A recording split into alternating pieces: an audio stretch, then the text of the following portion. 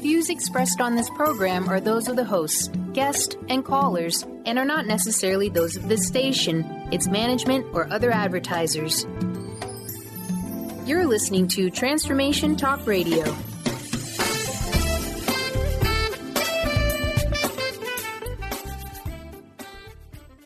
Moms, are you ready to become enlightened, empowered, and stress-free? Well, get ready because you are about to tune into vibrant, powerful moms helping everyday women create an extraordinary life with Debbie Pokornik. Each week, Debbie discusses topics to help you become self-aware, inspired, and on track to create the life you crave. It's time to stop settling and start thriving. And it all begins now on Transformation Talk Radio.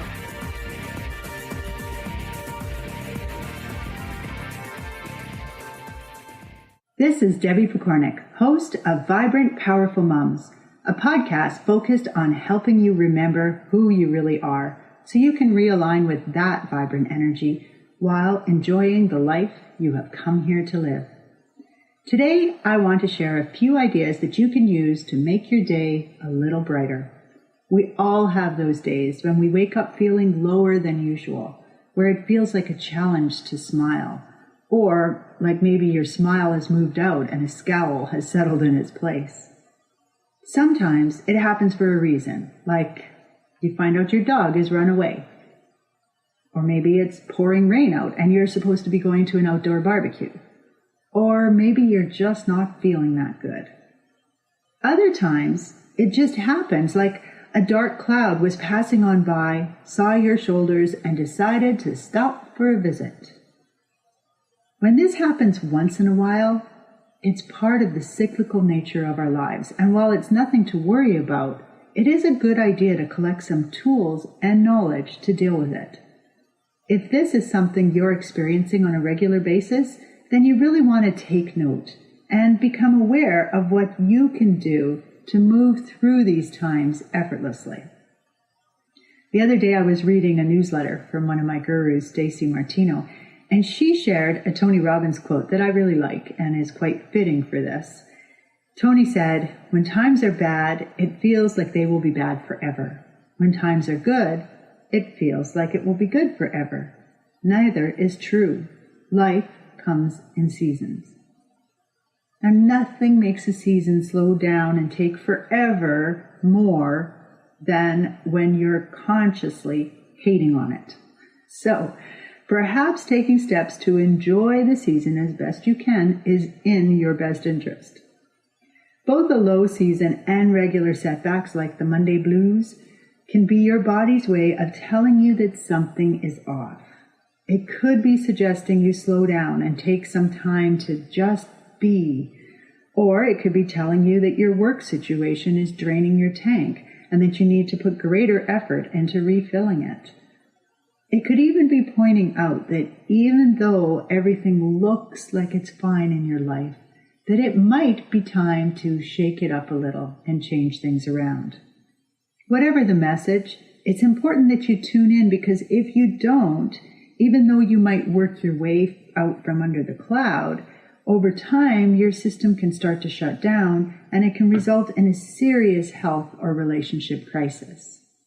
Now, there are as many ways to do this as there are people in the world. So, as you hear my ideas, feel free to pick and choose the ones that really resonate with you, or use them as a launching pad to create your own ideas. The first idea is to get those feelings moving. I call it feel it, guide it, get rid of it. Now, I've mentioned this before. As a general rule, we have been taught to ignore stuff, overreact to, or discount our feelings. We all need to feel our emotions and keep them moving, especially women, because we are emotional beings first. So what does this mean? Well, let me share some of my favorite ways to move energy. The first one is definitely the most intensive, but I want to share it right away so that you can give it some thought. This is where you call it out. Sometimes you just need to name it, locate it, and give it the language to express itself in order to get it flowing. I refer to this as calling it out because you're refusing to let it hide or pretend that it's not important. Just like when you do that with a friend or a colleague or anybody else. So when you wake up and feel low, try to tune in to where this heavy feeling is coming from. Now the challenge with this tool is that we tend to want to go into our heads and think about it. Although thinking can be a good thing sometimes, when it comes to feelings, there's a lot of limitations to doing it this way because we tend to get hung up on what's logical, and then our sense of right and wrong kicks in, and even our limiting beliefs can get in the way. So, if possible, I want you to quiet your mind, turn off your brain, and see what comes up. Trust whatever comes up. So, I just told you I don't want you to really think about it. What this means is you want to tell your brain to be quiet, see if you can kind of empty it, and then see what comes up. But what happens is sometimes what comes up feels so similar to when you're thinking that people will say to me, I think I actually thought it. Okay, so here's the trick. I want you to trust that whatever comes up is what needed to come up in that moment. But I also want you to be aware of where ego might be running the show. So if there's any blaming or like if you're talking about another person or something like that, chances are you're thinking it and ego is involved. So for example, if you do this, you're feeling angry that morning and you do this and what comes up is, I'm angry because of my husband, then chances are ego is involved. On the other hand, if what comes up is, I'm hurt because of what my husband said, then chances are that is actually the true feeling that is coming up. Do you see the difference? One is blaming your husband and trying to argue about it, and the other is just recognizing, hey, this is what's going on for me. So, if possible then, don't turn on your brain, but instead just let your brain be quiet and see what comes up.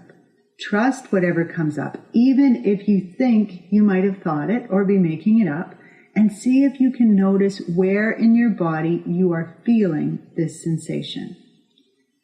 Put your hand on that part of your body. Now, typically, these feelings will be somewhere in your lower trunk of your body. So, right from your solar plexus down. It might be in your belly. It could even be lower in your pelvic area. On occasion, it will be caught in the throat, so it could be up above that area.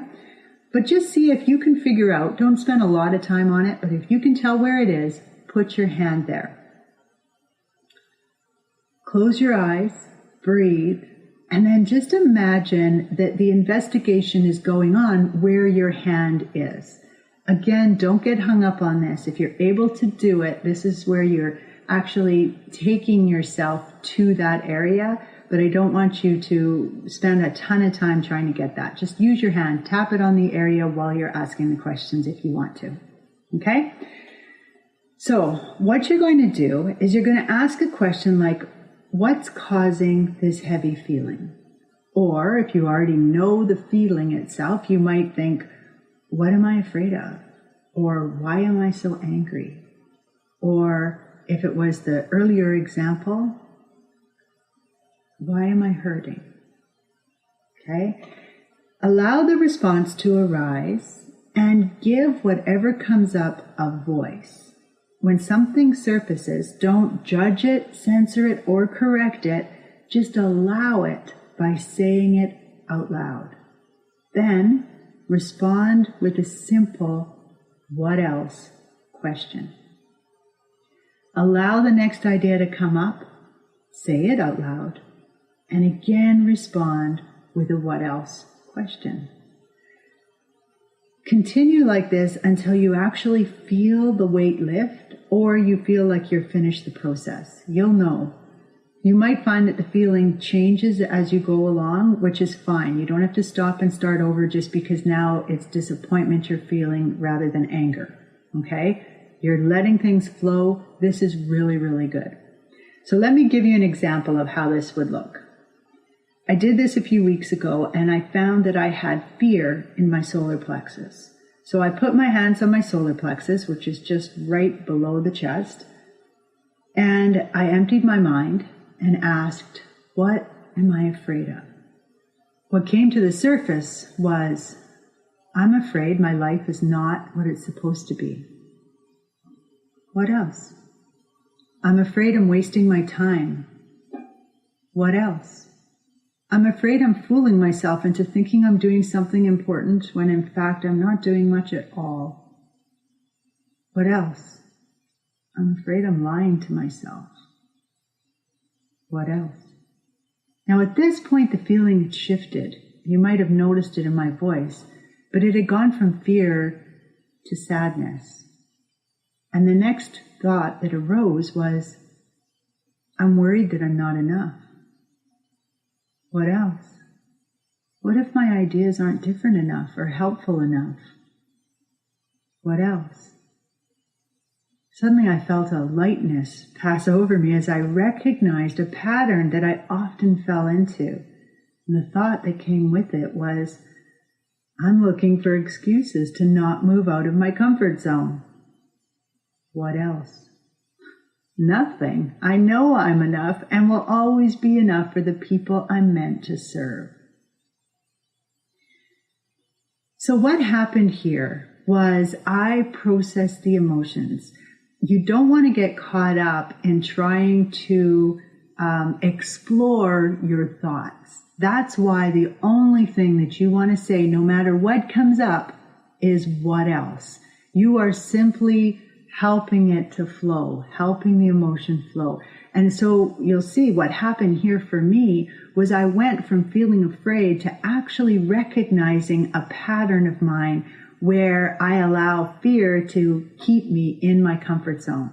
I was trying to set up a new program, and the idea of setting that program up kind of scared me. And so it was stopping me from being able to do it. So when you call it out, you want to be honest and be sure to do it without any judgment. Your job is not to argue, contradict, explain, or anything, but to feel and process the emotions. Doing this exercise is kind of like poking a small hole in a balloon. You're not popping the balloon with a loud bang, but you do let the air out just the same. Now, a variation on this that can be very effective as long as you can find the privacy to totally let go is to sound it out. This is where you tap into what you're feeling, and rather than trying to put words to what you're feeling, you just allow whatever sound feels right to come out of there. Energy can be moved in many different ways, and sound is definitely one of them. So you might hiss, you might wail, you might tone, you might chant, or you might puff like a train, whatever. Allow whatever sound wants to arise to get things moving. The third idea is to move it out. Okay, so far we have call it out, sound it out. Now we're moving on to move it out. This is where you use motion to get the feelings flowing.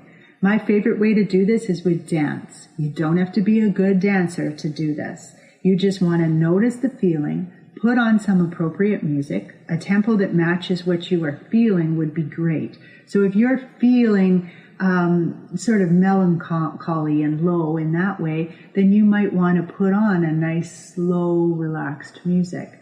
If you're feeling angry or aggressive, then you might want more of a stomping, something with a strong bass or a beat to it. Okay? And then you want to move around the room, stomp, sway, use your hands. Hands are a very powerful tool when it comes to moving energy. So allow your hands to flow in front of your body, to push the energy up into the universe where it will be dispersed and transmuted into nice, good energy again. You can push it down into the ground. Just be sure not to push it into your body. You want to always be pushing it either down and away. It's kind of like you're combing through your aura, if you know where your aura is. So use your hands to get that energy moving all around you. This is not about looking beautiful or elegant. This is about letting your emotions flow. Now, if dancing doesn't cut it, You can get movement happening with walking, yoga, qigong, stretching, breathing, and so on. Anything where you're moving. But you have to be willing to allow the feelings to guide you rather than your thoughts. So for example, if you're super angry because the plumber just called to say he's not coming, it's the third time in a row that he stood you up, you're tired of not having a bathroom, not to mention having to cancel appointments, or maybe you had to miss work and it messed up your daycare schedule and everything. Now, if you decide to move it out with walking, then you have to be willing to just allow the feelings to flow while you walk. If you start walking and thinking and your thoughts are something like, oh, what a jerk, I should just report him to the Better Business Bureau. He shouldn't be able to treat people this way and get away with it. Then you're just going to be adding anger. So you're feeding that feeling. You're not letting it flow through you. And that's a really big difference.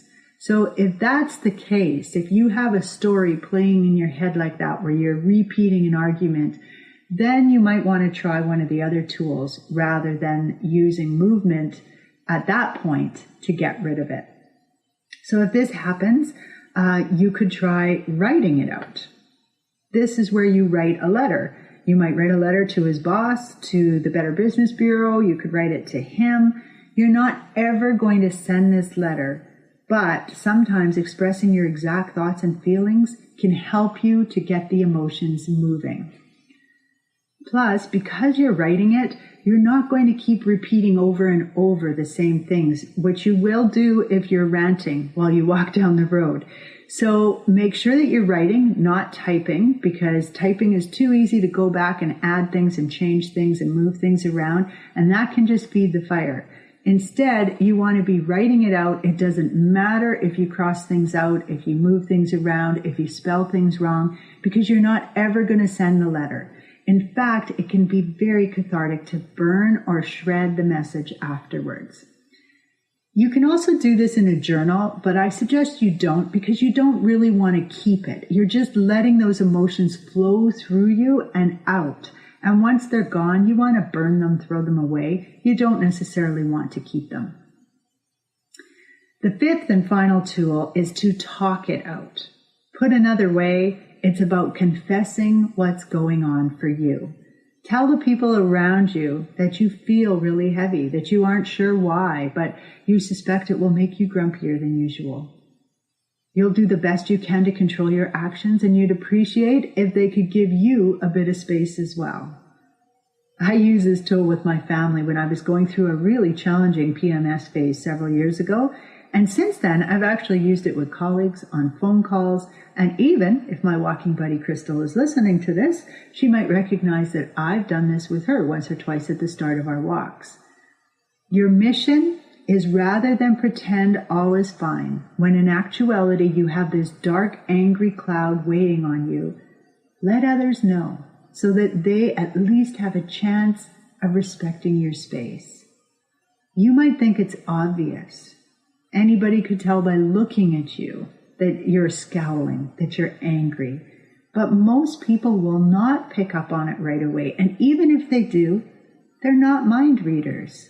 And so they think that they've done something wrong, that they've done something to deserve your anger. And really, that's not even fair to them. So you do this with a simple explanation right up front. So when I do it on the phone, for example, I might say something like, okay, so just a heads up, I woke up feeling really grouchy today. I don't know what's going on, but I just wanted to let you know in case it impacts our conversation. I'll do my best not to let the bee out, but in case she escapes without me noticing, I apologize in advance and feel free to call me on it. With my kids, I would say something like, wow, Mommy feels really heavy today, like a dark, angry cloud has settled on my shoulders. I'll do my best not to take that out on you guys, okay? If you'll do your best not to push my buttons on purpose. Deal?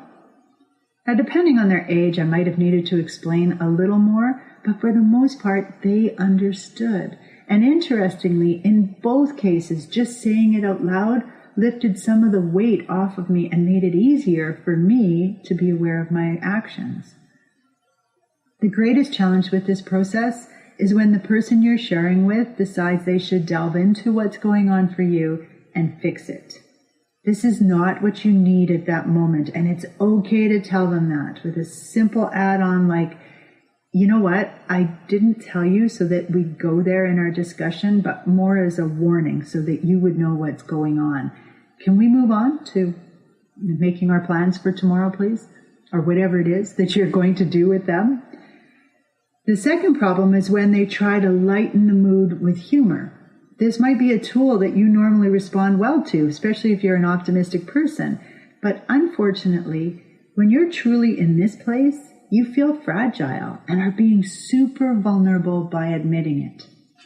So when someone tries to make light of what you shared, you'll want to correct them on it. If you don't, you are at risk of having it fester. And in your already low state, that will likely result in an explosion sometime later. And later could be like 30 seconds down the road. As well, if your kids are watching it happen, you're teaching them that this is an okay way to respond to this kind of vulnerable confession. And it's not. I recall my husband modeling this exact error once or twice, where he thought a joke, which would normally be well received, was an appropriate response. So he said something to the kids like, uh-oh, we better all look out or Monster Mummy will get us. Since I didn't feel the smile, I didn't pretend what he said was funny, but instead gave him the look of death. You know the look. And I told the kids, that kind of makes it sound like what I'm telling you is a joke. And it's not. So please do your best to work with me today. Now later could have been later that day or the next day, when I was myself again, I could bring it up and discuss what had happened. And I explained, you know what, I'm not sharing so that you can try to fix me or make light of it. I feel very vulnerable when I open up like that, so I would appreciate everyone's understanding and support. Now, this would not work if I did it all the time, or if I thought that by telling them this, they became responsible for how I was feeling. In my case, I did this so that I would avoid taking my heaviness out on my kids, and I'm pretty sure it saved us all a few times. I remember my son having a teacher in one of the younger years who did something like this. At the start of the year, he came home with a fair amount of homework given his age and grade, so we had to start on it really early. And at one point, I didn't understand the task. We were tired of doing homework, and he didn't get it either, so I suggested he ask the teacher the next day. Oh my gosh, his little eyes went so round, and he goes, "Oh no, Mommy, my teacher is stressed because of interviews, so we need to be on our best behavior."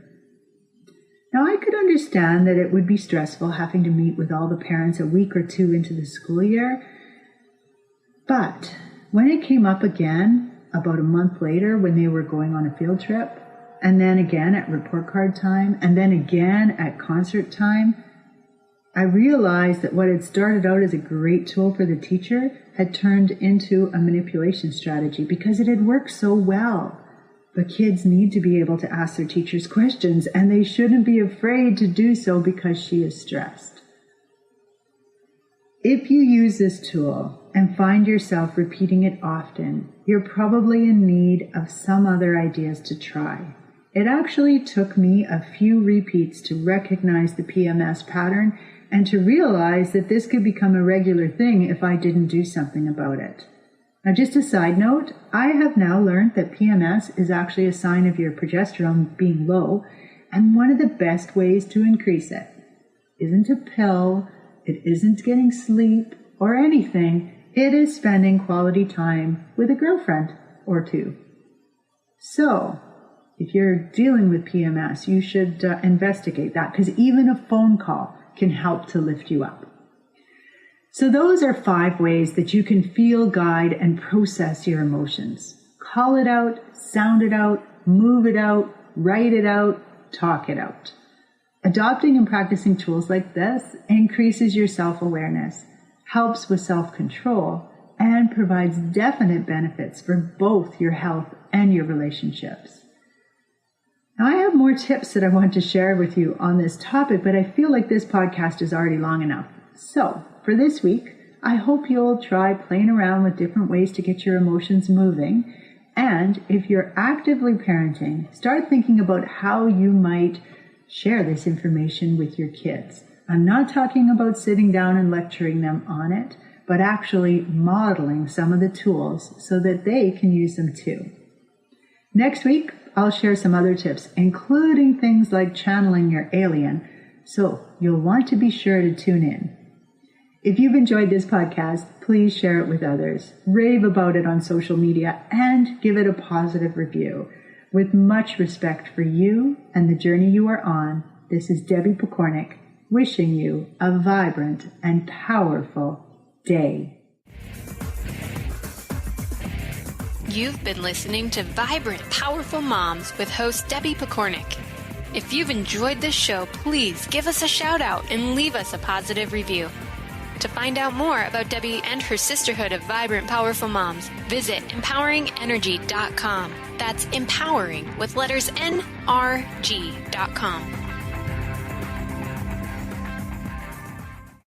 This is Debbie Pokornik with a break-free parenting tip. If you haven't been practicing active listening or are getting into some bad habits, it's a good idea to go back to the basics and remind yourself how to be a good listener. Here's an idea that might help. When your child comes to you with a story about her day, set aside whatever you're doing and give her your full attention.